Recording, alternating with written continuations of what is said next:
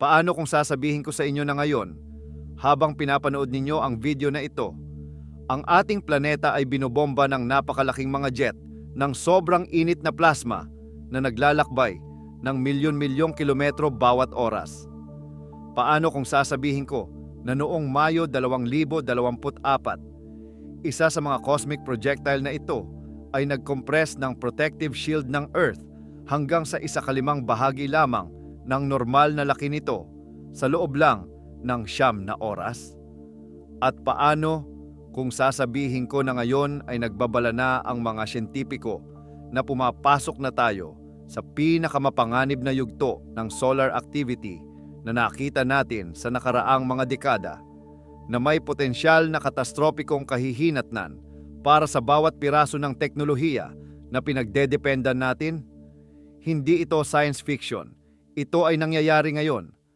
At sa pagtatapos ng video na ito, maiintindihan ninyo kung bakit ang susunod na ilang taon ay maaaring magbago ng lahat tungkol sa kung paano tayo namumuhay sa planetang ito. Magsimula tayo sa nangyari ilang buwan lang ang nakalipas.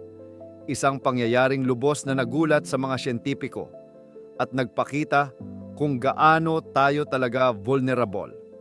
Noong Mayo 10, 2024, ang Earth ay tinamaan ng tinatawag ngayon ng mga siyentipiko na Gannon Superstorm, na pinangalanan bilang parangal kay solar researcher na si Jennifer Lee Gannon, na sa nakakalungkot ay pumanaw 8 araw bago ang pangyayaring ito. Hindi ito simpleng solar storm lamang. Ito ang pinakamakapangyarihang geomagnetic disturbance na naranasan ng ating planeta sa mahigit 2 dekada. Ito ang nangyari.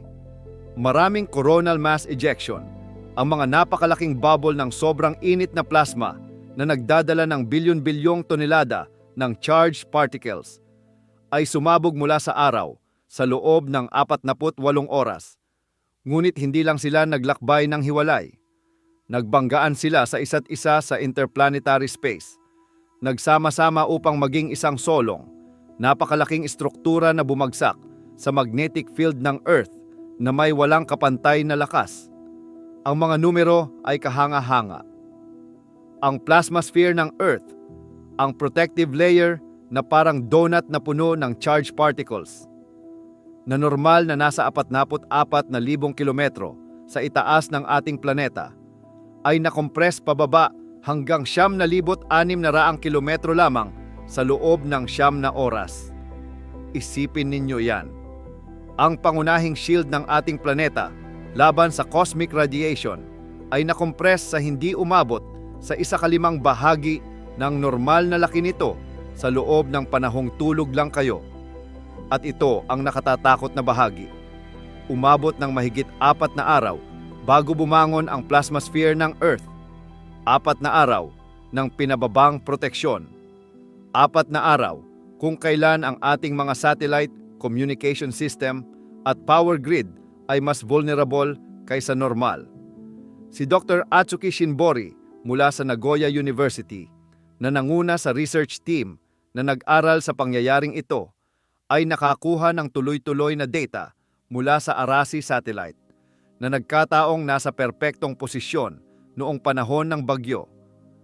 Ang kanyang team ay nakatuklas ng isang bagay na hindi pa kailanman direktang naobserbahan dati: ang mekanismo na pumipigil sa ating protective atmosphere na mabilis na makabawi pagkatapos ng ganitong matinding mga kaganapan.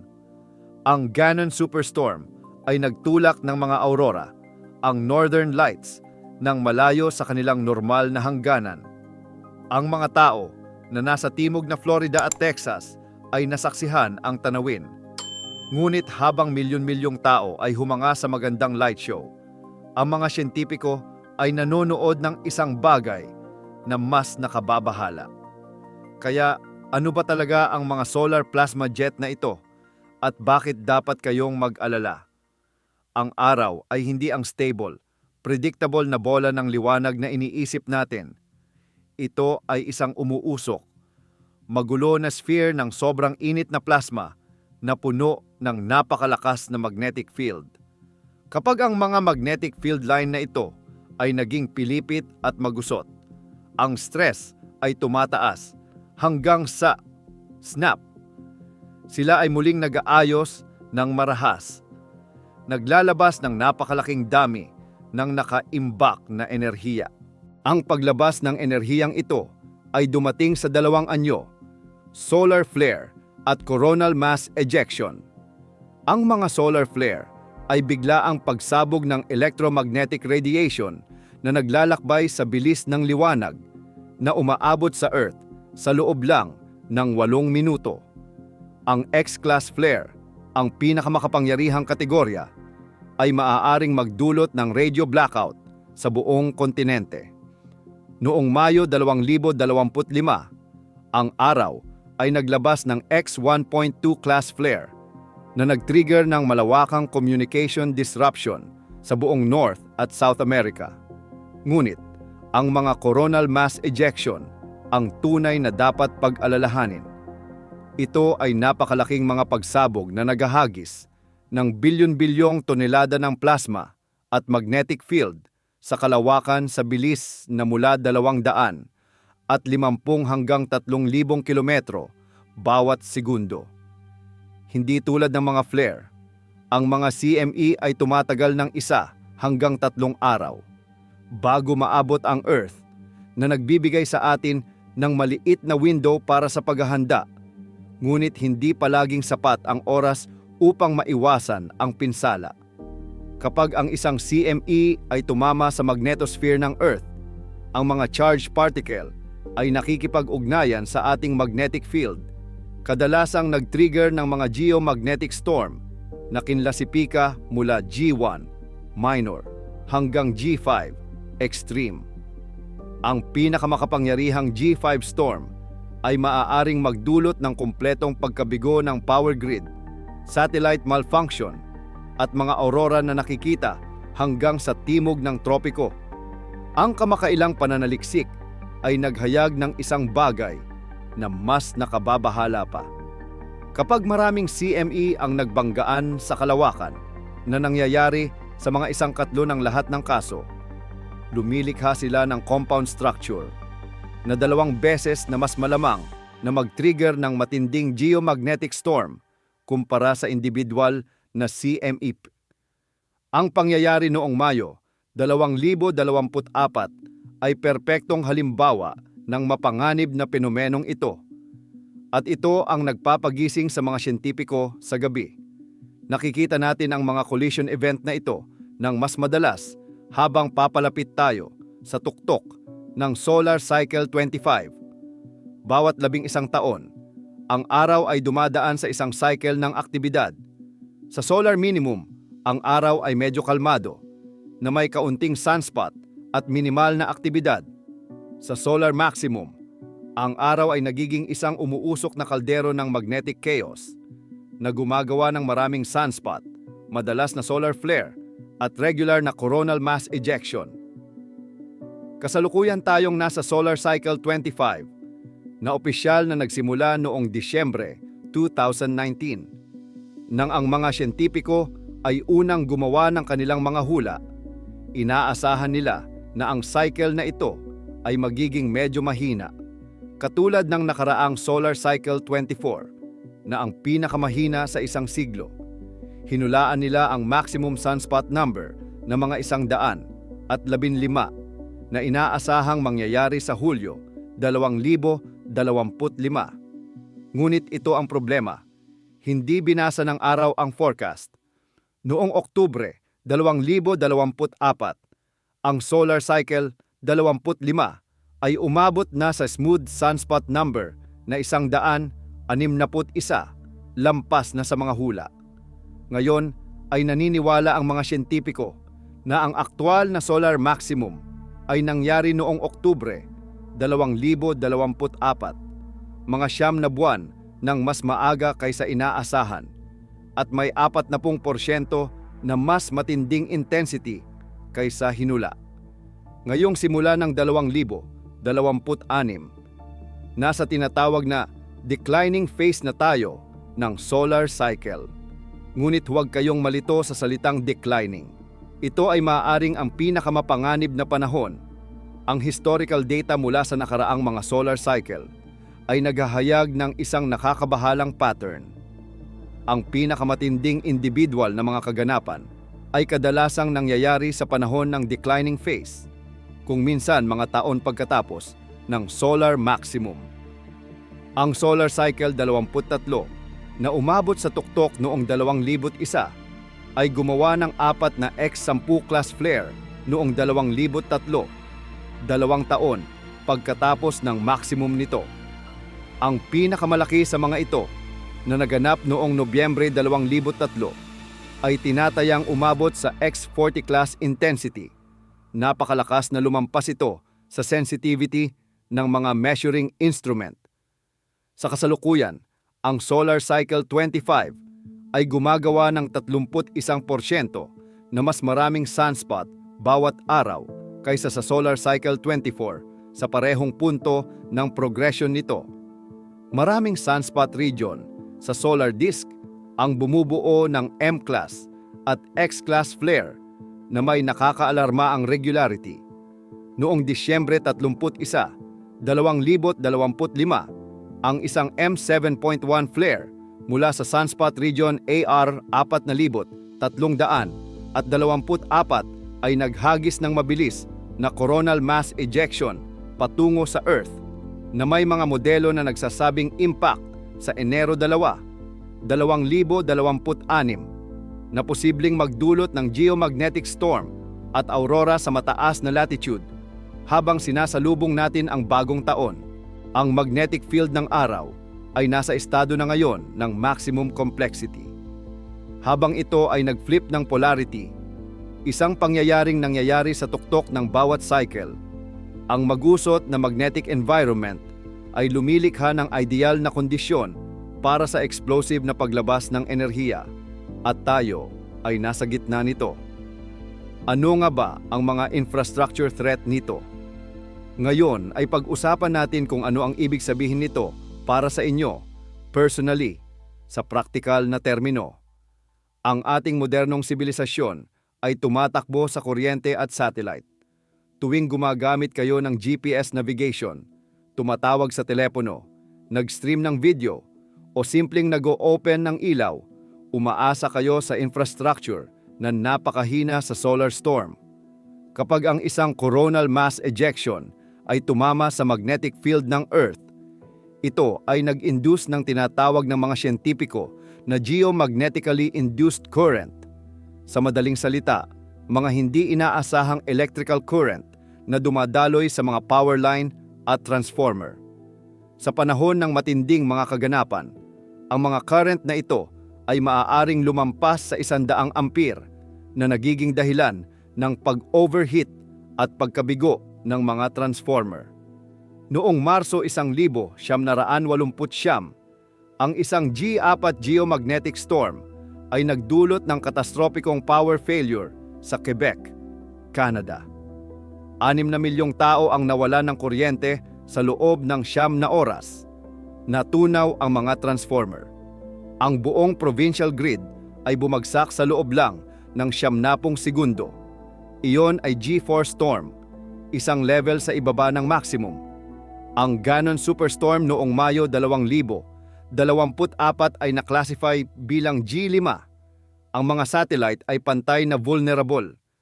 Noong Pebrero 2022, ang isang medyo minor na geomagnetic storm ay sumira sa 38 sa 49 na bagong nilunsad na SpaceX Starlink satellite. Ang tumaas na atmospheric drag na dulot ng bagyo ay hinila sila mula sa orbit, kung saan sila nasunog sa re-entry. Bawat satellite ay nagkakahalaga ng daan-daang libong dolyar. Sa panahon ng pangyayari noong Mayo 2024, ang mga satellite operator sa buong mundo ay nag-report ng malaking disruption. Ang GPS accuracy ay bumaba. Ang mga communication satellite ay nakaranas ng interference. Ang International Space Station ay kailangang mag-adjust ng orbit nito. At ito ay may advance warning at paghahanda. Ang aviation ay nahaharap sa partikular na panganib. Ang high-frequency radio communication na mahalaga para sa transoceanic flight ay maaaring madisrupt ng mga oras sa panahon ng X-class flare. Kapag nangyari ito, ang mga airline ay dapat magre-route ng mga flight, nagdadagdag ng oras at fuel cost o kansela ang mga ito.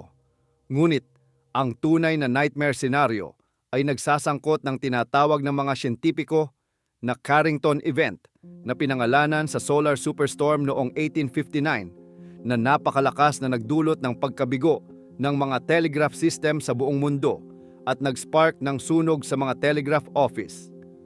Kung ang Carrington scale na pangyayari ay tatama ngayon, ang economic damage ay maaaring umabot ng trilyon-trilyong dolyar. Ang kamakailang simulasyon ng mga European Space Agency ay nagtapos ng malinaw. Walang spacecraft na makakasurvivor sa Carrington-level storm. Ang cascading failure sa buong power grid, satellite network at telecommunications infrastructure ay maaaring tumagal ng mga buwan o kahit taon upang lubusang maayos. At ito ang mahalagang punto, hindi tayo handa. Noong Oktubre 2025, may nangyaring walang kapantay na nagpadala ng shockwave sa aviation industry. Ang isang sasakyang panghimpapawid na pinatatakbo ng isang pangunahing airline ay nakaranas ng matinding in-flight incident na nasaktan ang maraming pasahero at pinilit sa emergency landing. Ang unang mga investigasyon ay walang nakitang mechanical failure, walang pilot error, walang malinaw na dahilan. Ngunit pagkatapos ay natukoy ng Airbus ang posibleng koneksyon sa space weather event na nangyayari sa oras ng insidente. Ng mga detalye ay nasa ilalim pa ng investigasyon, ngunit ito ay kumakatawan sa unang pagkakataon na ang isang pangunahing aircraft manufacturer ay publikong kinilala ang space weather bilang isang potensyal na salik sa isang seryosong aviation incident. Ito ay isang matingkad na paalala na ang solar activity ay hindi lamang nakakaapekto sa mga satellite at power grid. Maaari itong magkaroon ng agarang, pisikal na kahihinatnan para sa mga tao sa ere. Samantala, ang cutting-edge research ay naghahayag kung gaano ka-complex talaga ang mga solar plasma phenomena na ito. Ang Solar Orbiter mission ng Europe ay natuklasan na ang maliliit, panandaliang jet ng plasma sa ibabaw ng araw na tinatawag na pico flare ay tunay na pangunahing driver ng solar wind. Ang mga jet na ito ay 1 trilyon na beses na mas mahina kaysa sa malalaking solar flare at tumatagal ng halos 1 minuto lamang. Ngunit sila ay ubiquitous sa buong solar surface at sama-sama ay nagpump ng napakalaking dami ng enerhiya sa kalawakan. Ang mga siyentipiko na gumagamit ng data mula sa maraming space observatory, kabilang ang Parker Solar Probe, Solar Orbiter at ang Solar Dynamics Observatory, ay bumubuo ng walang kapantay na mga modelo ng kung paano umuunlad ang mga coronal mass ejection habang naglalakbay sila sa interplanetary space. Natuklasan nila na ang mga CME na nakikipag-ugnayan sa isa't isa ay nagdodoble ng kanilang hinulaang impact sa magnetic field ng Earth. Ang pananaliksik na ito ay mahalaga dahil pinapabuti nito ang ating kakayahang mag-forecast ng space weather. Ang Space Weather Prediction Center ng NOAA ay maaari nang magbigay ng CME arrival forecast na 1 hanggang 3 araw ng maaga na may humigit kumulang 85% reliability. Ngunit ang natitirang 15% uncertainty at ang mabilis na pagdevelop ng magnetic condition kapag ang isang CME ay tumama ay nangangahulugan na vulnerable pa rin tayo sa surprise event. Ang darating solar activity at paano maghanda. Kaya ano ang susunod? Ayon sa pinakabagong data, malamang na makikita natin ang patuloy na mataas na solar activity hanggang sa hindi bababa sa 2026 at posibleng hanggang 2027. Habang ang pangkalahatang dalas ng solar flare at CME ay maaaring unti-unting bumaba habang lumalalayo tayo sa declining phase ng Solar Cycle 25, ang individual na extreme event ay nananatiling napakalalamang. Ang mga eksperto ay sumusubaybay sa ilang nakababahalang trend. Ang malalaking sunspot group na may complex magnetic configuration ay patuloy na lumalabas sa solar disk. Noong Disyembre 31, 2025, ang maraming active region ay gumagawa ng malaking flare na ang AR-4000, 324 at AR-4000, 325 ay parehong nagpapakita ng potensyal para sa malalaking pagsabog. Ang magandang balita ay tumataas ang awareness. Ang mga power grid operator ay nag-implement ng neutral current blocking technology na maaaring magpagaan ng geomagnetically induced current. Ng mga satellite manufacturer ay nagpapabuti ng shielding at dinisenyo ang mga system na maaaring pumasok sa safe mode sa panahon ng solar storm. Ang mga airline ay bumubuo ng mas mahusay na protocol para sa pagre-route ng mga flight sa panahon ng space weather event. Ang NASA at NOAA ay naglalansad ng mga bagong satellite na partikular na dinisenyo para sa space weather monitoring. Ang Space Weather Follow-on L1 Observatory ay magbibigay ng mas magandang obserbasyon ng solar wind at imagery ng coronal mass ejection sa mas pinong detalye kaysa dati. Ngunit mahalaga din ang individual na pagiging handa. Sa panahon ng matinding geomagnetic storm, maaaring makaranas kayo ng GPS navigation error, cellular service disruption, o kahit power outage na tumatagal ng mga oras o araw. Ang pagkakaroon ng emergency supply, kabilang ang battery-powered light, non-perishable food, tubig, at battery o hand-crank radio, ay hindi paranoia. Ito ay maingat na pagpaplano. Interesante, maaaring may ilang silver lining pa sa tumaas na solar activity. Natuklasan ng mga siyentipiko na ang makapangyarihang cosmic wind sa paligid ng neutron star ay naghahayag ng mga lihim tungkol sa monster black hole. Iminumungkahi ng research na ang solar activity ay maaaring kahit tumulong na magpasimula ng buhay sa alien planet sa pamamagitan ng paglikha ng atmospheric chemistry condition na kanais-nais para sa mga complex molecule. At syempre, may spektakular na kagandahan ng mga aurora na malamang na mananatiling nakikita sa hindi pangkaraniwang mababang latitude sa susunod na ilang taon. Ang Northern at Southern Light ay inaasahang magbigay ng regular na show hanggang timog na Scotland, Southern Province ng Canada at hilagang United States. Ang araw ay naging ating constant companion sa loob ng 4.6 na bilyong taon. Binigyan nito tayo ng liwanag, init, at enerhiya na nagpapalakas ng lahat ng buhay sa Earth. Ngunit ito rin ay isang marahas, hindi mahuhulaan na bituin na may kakayahang maglabas ng mga puwersa na sumasalampak sa anumang bagay na maaaring likhain ng sangkatauhan. Kami ay nabubuhay, gaya ng sinabi ng isang mananaliksik, sa loob ng atmosphere ng isang magulo na bituin. Ang napakalaking solar plasma jet na patungo sa Earth ay hindi mga anomaly.